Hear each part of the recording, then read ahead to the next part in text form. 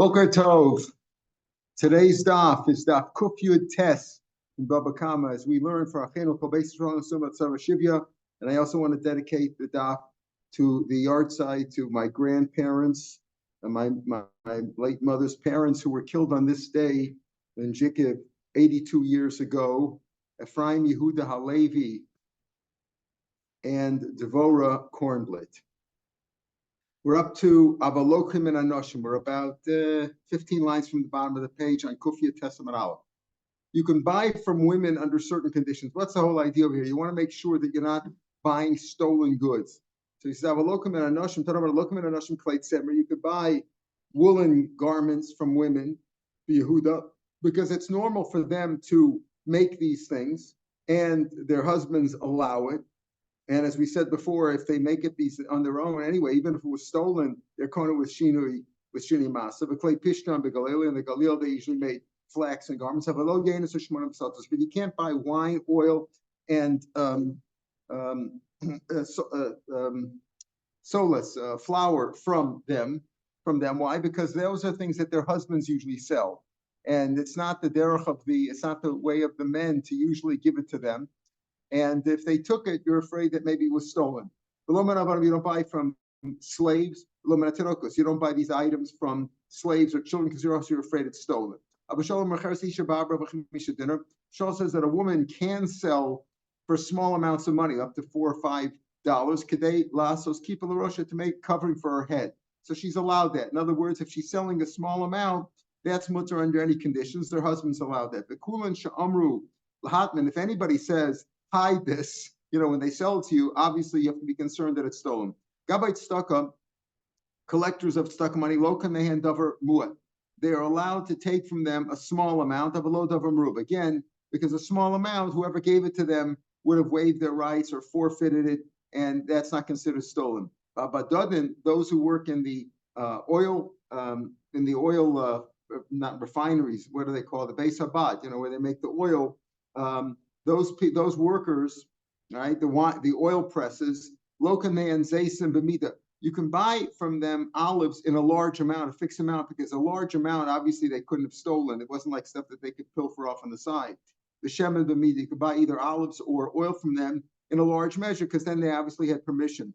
Avalo zaysim b'mut v'shem. You can't buy small amounts, because small amounts they could have pilfered and snuck out of the olive press. Lokaminashim zaysim b'muat is the gear, so not b'moed. You could buy from them. The Argamar has a gear from b'moed, like chalamoed. That time you could sell it. On the side it brings down b'muat.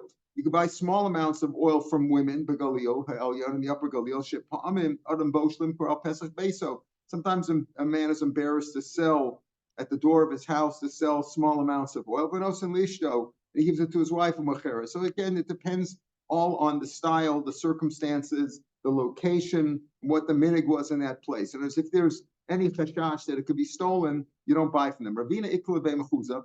Ravina went up to be'mechuza. Asri nashi. Now Ravina was a collector of tzedakah, gabay tzedakah haya. He went up to mechuza.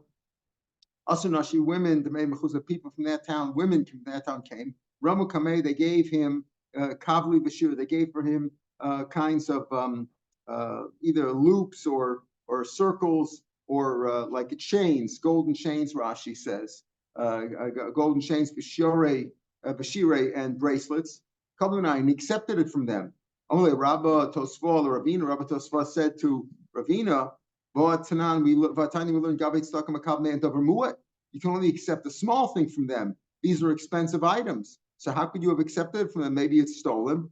You don't take a big thing from them. These obviously golden jewelry is expensive. For the people in Bnei Chuzah, this is a rich people. Why do you think Ravina went there in the first place? He doesn't go to a poor place to collect tzedakah. And you go to America, you go to Lawrence and Beverly Hills and places like that. They don't go to collect the money in Williamsburg, So that's what he went to Bnei Chuzah because they're rich. So for them, it's a davar mu'at. Therefore, the gabbai tzedakah is allowed to take it from them because it's not stolen. If their husbands or fathers gave it to them, they forfeited their ownership, or they waived their rights. Says the last Mishnah in the Masechet. Now here we're dealing with not so much stuff that could be stolen from family members, etc., if you take it, you say you don't buy shepherds or workers for them. Here we're talking about craftsmen. Craftsmen, whether they're tailors or washers, launderers, or pressers, or carpenters, craftsmen who do work for you. What do you do with there's always some small pieces on the side, little things that fell off the side.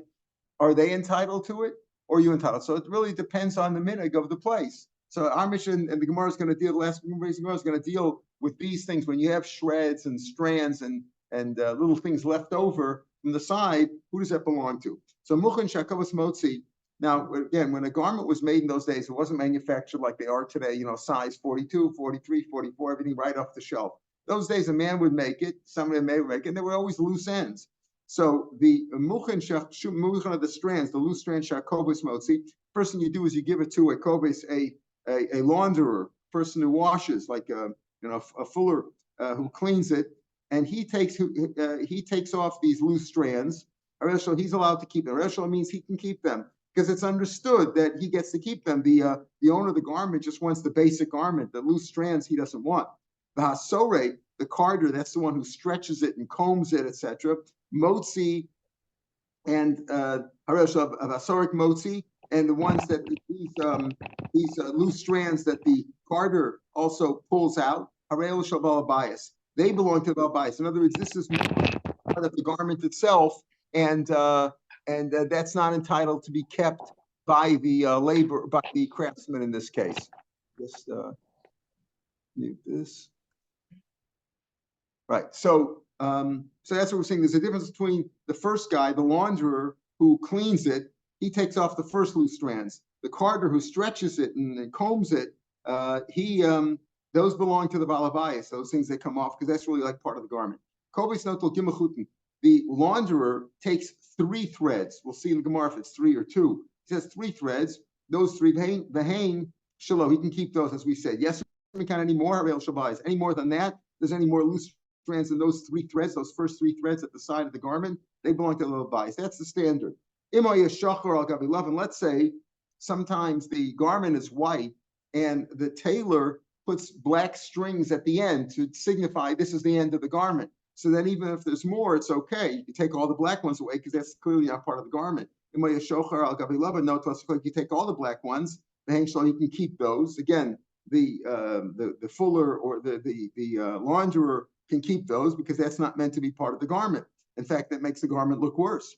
What about a tailor shashayir esachut? If you left over a loose thread, kedei lit for bow. If it's enough to continue sewing, that belongs to the owner. Umatlas shigabel, or he left over like a patch that was not even on the garment. There was a separate patch there that was 3 by 3 finger breadths. Hareel shabal bais, that belongs to balbais because that's something can be done with. The balbais is not mavater; he doesn't wave on that.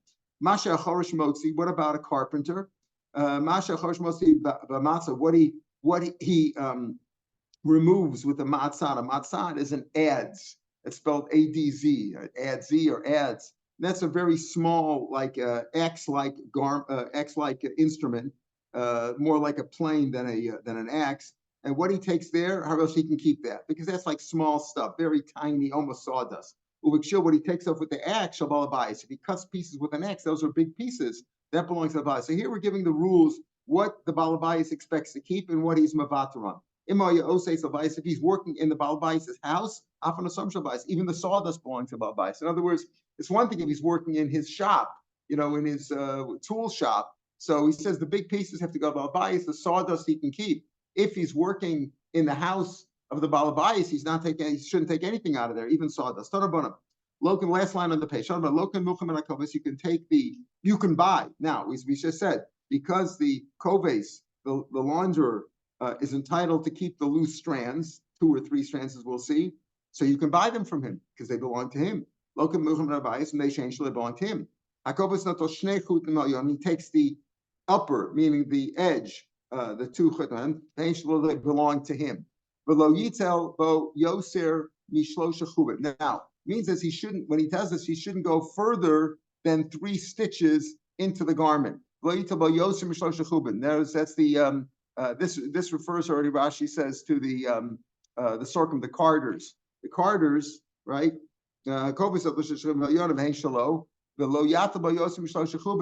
that he shouldn't take more than 3 threads. He's Rashi says, when they do this, they put some loops at the end to make it easier for them to stretch. They shouldn't go further than 3 stitches into the garment. There's always when it comes to wool, there's shesi and arv. Shesi is the vertical way, the vertical strands, and arv is the horizontal, the crosswise run. So he says when he pulls it, he shouldn't do it according to the vertical, but rather according to the crosswise way. Why? Because that's better for the garment. But then at the end, again, things aren't exactly loose. When you have a hem, let's say, you want it to be loose. You don't want loose strings hanging down. So when you straighten them out with the scissors, then he does it according to the length of a lolo rachbo. You can even go up until a tefach. Mashma, there could be even when he's talking about cutting up to the sides. He says that you should do it on the length, not on the width, but you could do it up all the way up to a tefach. Amar Mar, Shnei Chutin, he said that the launder is allowed to take 2 chutin and keep those himself. We learn another place 3. It's a lo kasha. If they're thick, then it's 2. Right? If they're thick, then he could take 2. If they're thin, then it's 3. Okay, it depends on the case. He shouldn't stretch it. He shouldn't comb it. That means stretching it according to its vertical, but rather according to the width. We learned the other way around, that you should only do it according to the length, not according to the width. This is lokasha. It depends. If you're talking about an everyday garment like a glima, so then you want durability. So for durability, Rashi explains glima. So there, it's going to tear quicker if you do it lengthwise. So therefore, you do it widthwise, crosswise, the way we explained before. But sarva is like a nice Shabbos-tika garment where you're more concerned not with durability, but rather the way it looks. Then you're allowed to do it according to the vertical way. You shouldn't go further than 3 widths of the seam or stitches. When you say 3 stitches, do you mean is a stitch like up, back and forth or up and down? Or is that 2 or is that 1? How do you count stitches? He says, Trey, that's a question. It's not sure how to count the stitches. Because when you do a stitch, if you want it to hold, you got to go both ways.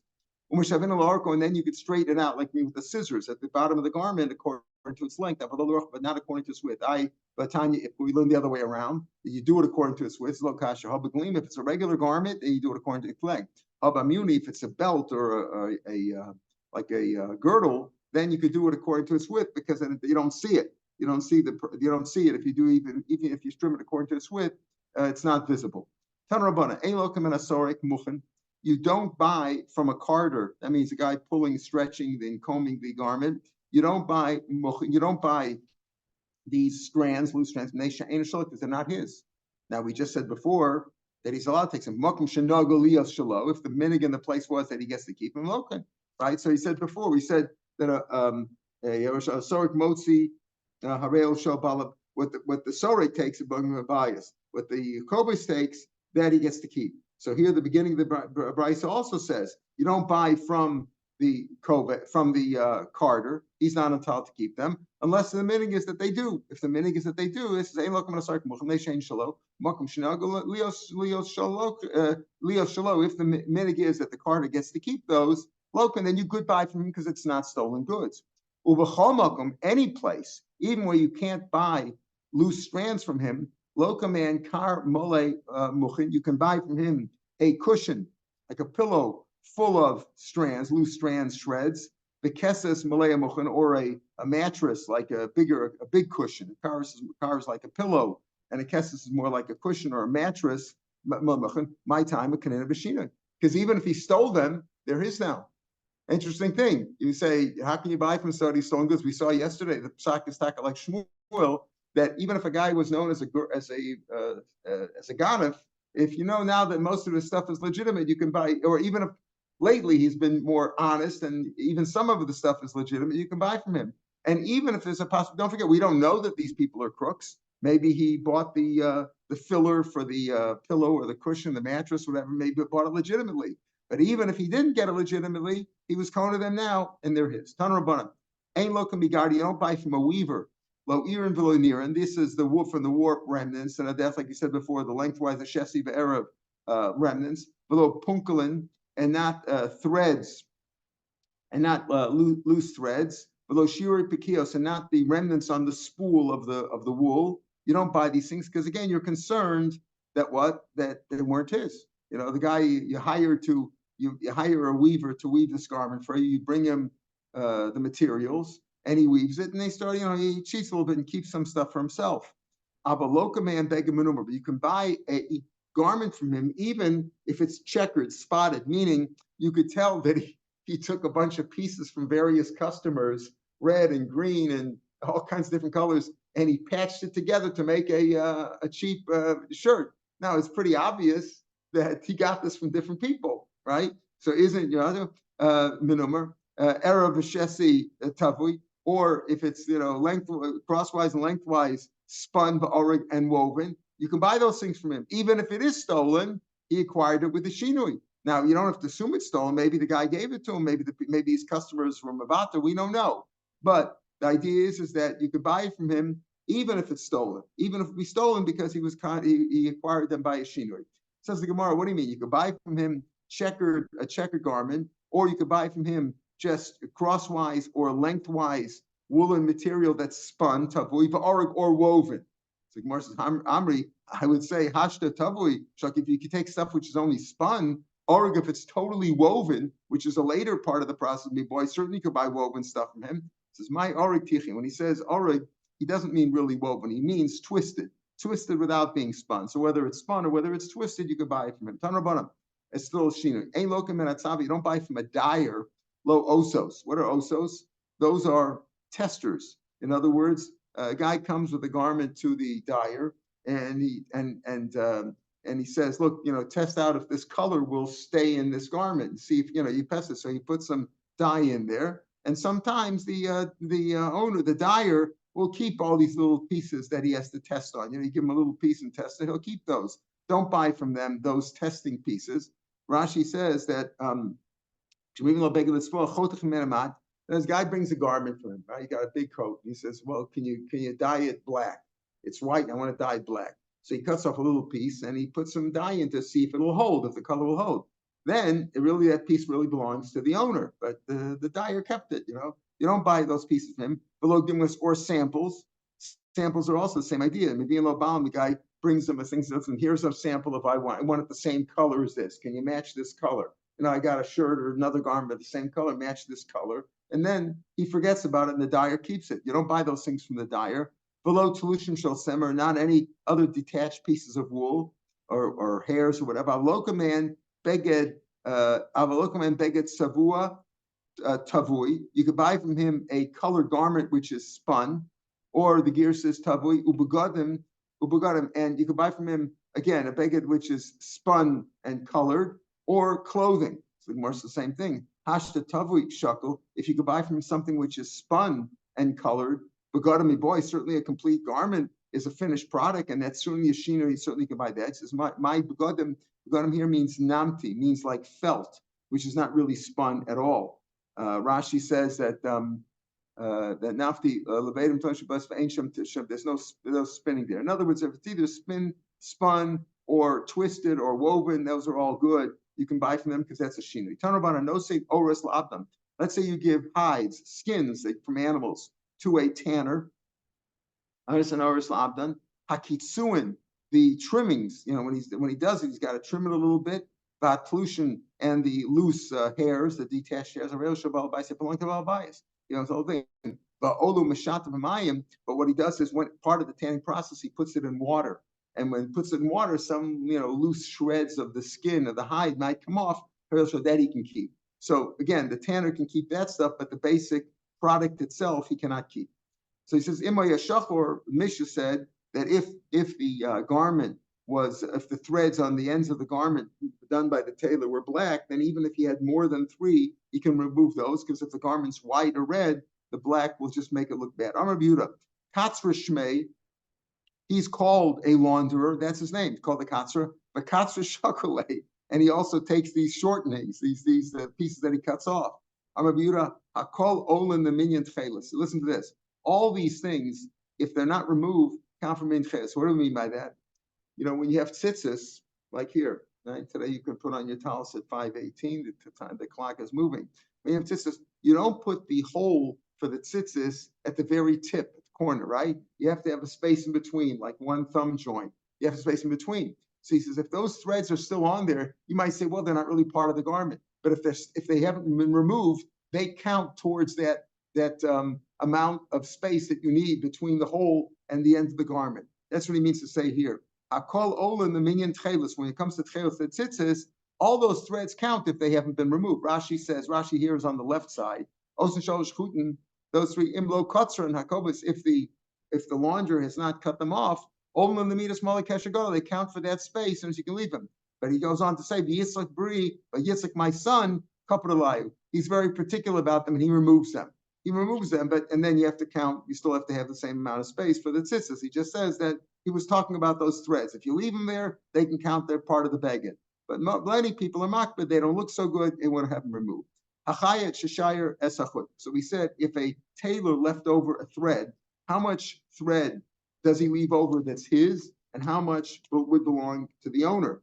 So he says, Mishnah said, if there's enough to sew with it, or if he left over a whole patch that was 3 by 3 finger rows, that belongs to Balabais. Okay, the Kamalifra, what's considered enough to sew? Amar Abasi, Mole Machat, the length of the needle, right? Length of the needle, B'chutz L'Machat, and also the length of the needle plus somewhat out of beyond the needle. In other words, the needle plus. So the Gemara says, do you mean a full needle length and outside of that another full needle length? In other words, 2 needle lengths? Or just he means that the length of a needle plus a little bit more. How do we pose the question? Tashma the Tanya, Hachayat sheshayir esachut. Hachayat that left over a thread pachos mikdelit for less than the amount necessary to sew. He left over so little you couldn't sew with it. Or a patch that was less than 3 by 3 finger breasts. It's not 3 tfachim, finger breasts. Tfachim is shlosha. Shalosh is female. That means etzbos. There's mancha balabayis mak. If it's a small amount and the balabayis is particular about it, harei shalbayis belong to balabayis. That's not what we saw in our Mishnah. Mishnah said if it's definitely 3 by 3 or enough to sew, that definitely belongs to balabayis. Here he says if it's smaller than those amounts and the bias is particular about him, then it belongs to him. Ain bal bias maklim. If he's not maklim about them, then he can keep them. Now, if you mean how much is enough to sew, a full needle length plus another needle length, meaning 2 needle lengths. So pachas mikan chazal. If it's less than that, he says if you left over less than that, then it's good enough. What is it good for? You can make a loop or a clip, or because it's sifsa. Sifsa is like a loop or a brooch or something. Eli amrit moli machet v'chutz lamachet mashu. It's only a mashu. If you're saying that what's the amount necessary, what's the amount that's minimal enough to sew only means a needle length plus a little bit more than that. So what's less than that? What can you do with it? You couldn't do anything with it. What are you saying? If he's makbid about it, then the Balabais keeps it. Otherwise, you keep it. It's not right to do anything with it. You see here that when he says the full enough to sew means a full needle length plus another needle length. Then you can pick it up and go. If it's only a needle length plus a little bit, you can't even move it. You can't move the needle. There's no place to sew. Mashe achoresh, what the carpenter takes. Now remember, what did the Mishnah say? The Mishnah said if he uses what the carpenter takes off with the ads, the matzad, that he can keep. Those are very small little pieces. When he does that in his own workshop, in his own whatever you call a carpenter's shop, his factory or whatever, he gets to keep. But he takes off with an axe, that belongs to Balbais. Those are bigger pieces. Now the Gemara says for a minute, we found the different prices. Is Masha Chorish Motzi Masad, what he removes with the ads, or what he cuts with a saw, Hare Elusha Balabayas. So in our Mishnah, we said what he takes off with the ads, what he gets to keep. Here he says what you remove with the ads or what's removed with the saw, when you cut off with the saw, belongs to Balabayas. What is the carpenter able to keep when he cuts it in his own workshop? Anything comes out of the borer, that's like a drill. Anything comes out of a drill, that's mamish sawdust. Mitach is written or under a plane. That's like a plane with what's scraped off with the saw. These are all like literally sawdust. That harel shalo, that he can keep if he's in his own workshop. But the point is, what's the deal with the ads, with the matzah? Our Mishnah says that the carpenter gets to keep it. This Mishnah says that the Baal Bayis gets to keep it. Amar Rava, Basra the Tani done in the town of our Tana, our Mishnah, Ikatarti Chatzina. There's two kinds of instruments. The Rabasi, the large one, Karlik Shil, they call that an axe. Was the Trasi, the small one, Karlik Matzah, they call that an axe. So there's two different kinds. When you cut off an axe, it goes to the Baal Bayis. That's a more substantial piece. He's not Mavatar on that. The small stuff, the small tiny chips, that the carpenter can keep. Basra the Tana Brava, the Tana of this Bryce that we just quoted, they only had one kind of an axe. But Karlik Matzah, they call Matzah, but it's really a big one. And that's why the Baal Bayis gets to keep it. In other words, it depends. In some places, what's a knife? This is a knife. That's not a knife. This is a knife, right? What's a knife, right? Is a knife a little, pocket knife, an olar, as they call in Hebrew, or is it a real big knife? Depends on the size of the axe. Right. If you work that Baal Bayis, then everything stays in the Baal Bayis' house. Tanrabanim, Brisa to end off the Masechet. Mesatei Avanim, the stone chiselers, people who chisel stones, they form them, they flatten, they straighten them out, and they cut off the pieces to make it straight. They're allowed to keep the little pieces of chiseled stone. There's no gezel there. Whatever is there, people are mavater. Mafaske ilanos, those that prune trees. Mafaske fanim are those who prune vines, or menak vehigia, those that trim shrubs. Menach sheizram, those that weed plants. In other words, here you're talking about pruning and weeding it where there's too much stuff growing together, so remove it so it grows better. Vodre yurakos, or those who hoe vegetables. There's mantra Baal Bayis make. If the Baal Bayis is particular about the ones to keep them alayim, so yeshmi from gezel, you can't steal that stuff. The Baal Bayis wants it. You're pulling it out to make the stuff grow better, but bring me into the house what you're pulling out. A Baal Bayis maklim. The Baal Bayis is not maklim. It's not particular. Rashel gets to keep it. Amar Yehuda, kashus are hops. The chaziz are like green grain. Rashi says that's like wheat and barley while it's still green. It hasn't really fully grown. Those things ain't bem shem gezel. It's really used for you can steal those things because those things are not considered valuable unless ba'asra de kapti. In some places they use that for animal fodder. So if it's used for animal fodder, if they're makbid about that, there is gezel there, and you can't steal from them. And also, if the farm hands would sell to you, you have to be concerned that maybe it's stolen. Amar Ravina. Masa Machasia, Asra de Kapdiu. Masa Machasia, that famous town in Babel, is a place where they are makbid about it. Why? Because that's a place they have a lot of animals. Malcolm Behemoth Rashi says, and they need it for animal feed. Therefore, so the end of the parak, the end of the Masech ends off with pretty simple ideas. It depends on what's considered, what's the normal in that venue. What do you do? Where are they makbid? Where are they not makbid? What's gezel? What's not gezel? And in all cases, if there was a shinui, it's going to be shinui anyway, so it's not really going to be a problem. We'll just make the siyum before we start. B'Metzia Hanach Mesechtes Babakama B'Hadrachalan Mesechtes Daitlach Mesechtes Babakama B'Daitachlan Lasashim Mesechtes Babakama Lasashim Labam Den Rasi Hadran Allah Mesechtes Babakama B'Hadrach Alan Daitan Allah Mesechtes Babakama B'Daitachlan Lasashim Mesechtes Babakama Lasashim Labam Rasi Hadran Allah Mesechtes Babakama B'Hadrach Alan Daitan Allah Mesechtes Babakama Daitach Alan. Here's something Chanina bar Papa, Rami bar Papa, Nachman bar Papa, Achoy bar Papa, Abamar bar Papa, Rav bar Papa, Rochesh bar Papa, Surcha bar Papa, Ada bar Papa, Dar bar Papa, Harab not Nehalin is the base for Sachatin of Israel. Venia Kulano, Nachman said 7 of Israel, Kulan and Shmecha, Yerishmecha, Lomish, Sacha me Ove, may Ova to name Sacha Kilami, Libi, Sam Fokecha Man Lo Ebosh. Lo Mashkach Videcha Kibam Chaysan, Brochatal Nelman Fokecha. Amen, Amen, Amen, Selafo Ed. One of the Nachman will say Sam Fokem, Yes, Basin, Sam Fokel, Yes, Koros. Shan Mashkim, Behemashkim, Unmashkim, the Baitar, Behemashkim, the Rambatelum, Unawam, Behemam, Unawam becomes Harbaham, and comes Har, Unwasam, Hematsam, Unwasam Time above, the Haim Ratsam, the Shach, Shanema Batar, him Taridem, the Shachas, Anshedam, Mir, Liasmam, Bani Eftachbach. You're something Necha, Noir Lahai. Shames are time the sign Mesechtes Babakama, Kain Tazrael, the Haskell, Mesechtes Farmachem, Ula Simam, Little Mod Lamed, Lishmo Belasos, Ula Kayim, as called the Vaisam Sachabeava, Uschus Kolatanam, Bambaroma, Tamlichacham, Yamad Li, Lazari, Shalotomash, Hator, Mipi, Zari, Vizera, Zari, Ad Olam, Iskaim Bi, Besalecha, Tanchosach, Beshach, Shmor Lecha, Kisasi, Tisichecha, Ki Bi Yirbu, Yamecha, Visifu, Chashnas Chaim, Orech, Yamad Bimina, the small Osha Bachavad, Adonai Oz Lamo Yitain, Adonai Barech Zmava Shalom. We probably don't have a minyan yet, huh? So we'll, thank you. So we'll start Bab Metzia, right? We'll go right into Bab Metzia. We'll all remember this Mishnah. Huh? Okay. Shnai Mochsim Batalis. Two people holding on to a talis. One said, the Mepharshim explain, what do you mean two people holding on to the talis? Don't they have to return it? They said, I found it. Don't you have to return it? That's the next parak, right? Right? So here we're talking about where they found it in a Goyish town, where rover Goyim. And if you find it, finders keepers. So they're both holding on to the house. Each one says, I found it. Each one says, the whole thing is mine. I found it first. Now each guy could technically swear. Each guy really believes that he owns the whole thing. He found it first. He picked it up first. But we don't make him swear for more than he's going to get, because that looks like a falsehood, as we'll see. So we each one swear he's not going, that he doesn't have less than half an interest in half of it. Each one swears that he owns at least half. And then they split it.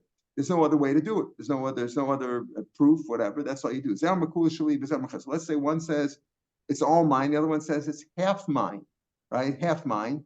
How's that? What's the point of this? We'll see. If he says it's half mine. In other words, we picked it up together. In other words, he has to swear that he doesn't have less than 3/4 of it, because the other guy's already motive to the half. He's motive that half belongs to the other guy. The only dispute is on the other half. So what you're going to do at the end is give this guy 3/4 and you're going to split it. 3/4, the other guy gets 1/4. So he swears accordingly. He doesn't have less than 1/4. The one who swore and claimed that he had owned the whole thing gets 3/4, the other guy gets 1/4.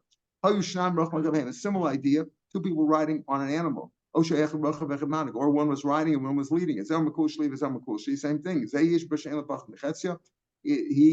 swear that they don't have less than. Each one swears that he doesn't have less than half. If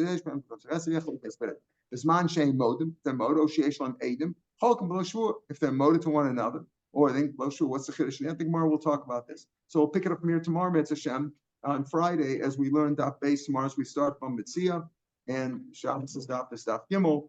And if we have a minyan, we'll say the Kaddish. If not, we'll say it later. We have a minyan now. Yeah. Okay.